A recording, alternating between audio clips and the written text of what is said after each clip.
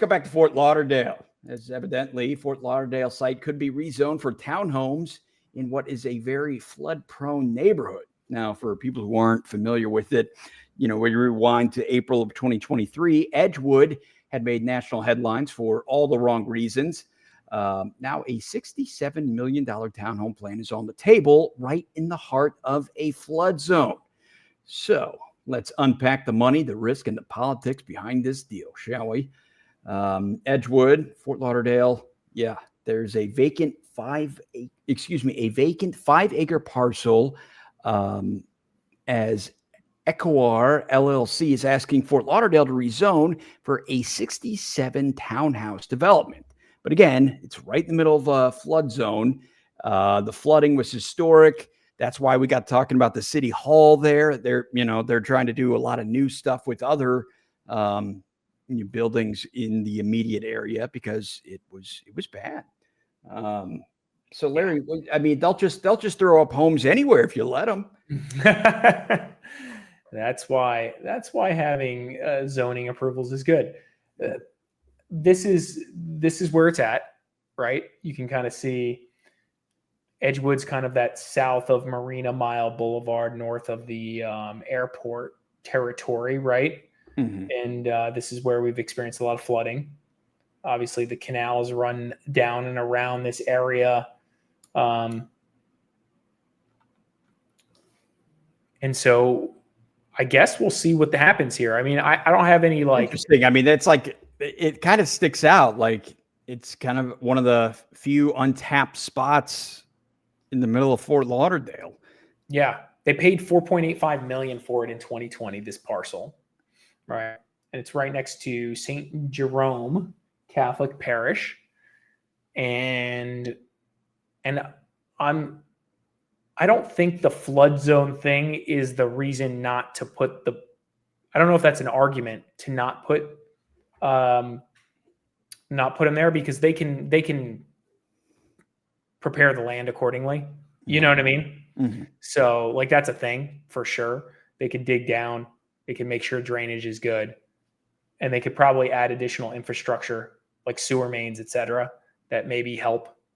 And maybe that's a good thing. So maybe structuring some kind of deal where they help the community not flood so much. Yeah. This is a thing. Developers pay for roads, they build roads, they do, drainage infrastructure. They do these things as an agreement or as a yes, please, we'll do this if you let us build. If you let us, I get it. Yeah. And so some kind of structure like that might actually be the best solution here for the neighborhood, for the community. And so that could be interesting to see what they decide to do. Looks like the zone, they went to zoning on the 17th. And so we'll see where that actually takes them, because they need city council approval and formal site plan. And that was supposed to happen on the 17th. So we'll see if that actually got done or was pushed, TBD.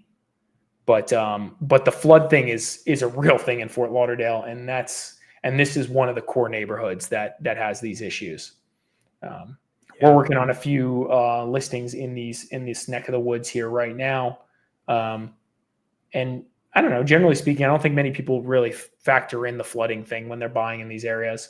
That was what I was going to ask you. It was how often does it come up in the conversations? Yeah, it's kind of crazy. It doesn't really come up too much. It's not something we talk about when we're listing the properties, obviously. But it's Fort Lauderdale, out of everywhere. Whenever we're dealing in Fort Lauderdale, it's something you should ask. If you're a buyer, you should ask hey, what's up with the flood stuff here?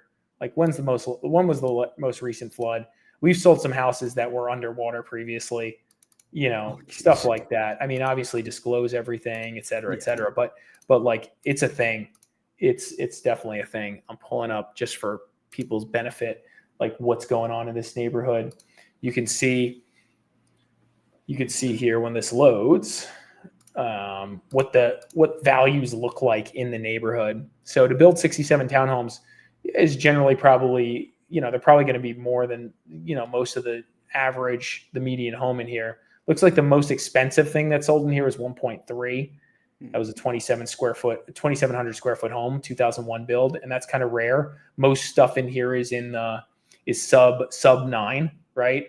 And as low as 380,000, really. There's a few things scattered in that are a little lower, but you're seeing most homes trade in those 4s, 5s, 6s range, right? Mm-hmm. And so if you're looking in this neighborhood, this is kind of what you can kind of expect. This isn't bad. That's newer. Yeah. That's a $500,000 home.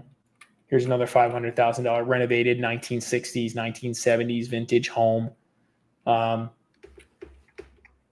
neighborhood's nice. It's a nice little neighborhood down here. Another one renovated. So maybe some flippers doing these flips in here.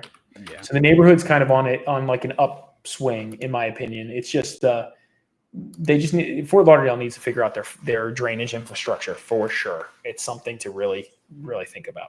Which I find that kind of funny that it's taken them that long, because yes, the catastrophic hurricanes really haven't come in, for like the last 30, 40 years, but the rains have always been there.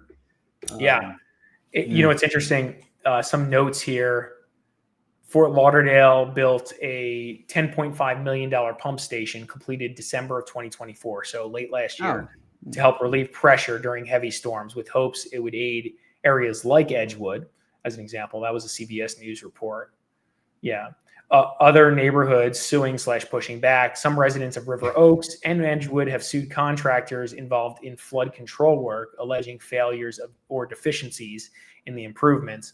So you got a lot of this like stuff going on. Let's see, 7 neighborhood stormwater improvements. Edgewood is part of a broader $104 million. I think we talked about this project covering multiple neighborhoods to address chronic flooding. Yeah. And so, at River Oaks, Edgewood Joint Infrastructure Project, the city has been integrating stormwater and pump station upgrades in River Oaks and Edgewood together. So yeah, again, like maybe a developer working in this area can help invest in that and help improve infrastructure there. This is a tough area to want to invest in when you already know they're struggling with this. The benefit of like a Boca Raton as an example, if you look at their like reserve funds and the amount of infrastructure investment they do, it's like way superior to other municipalities in the area. And so this is a thing. And this is why Boca's so clean and homogenous and like, just like feel safe. It's this like massive investment in that like community infrastructure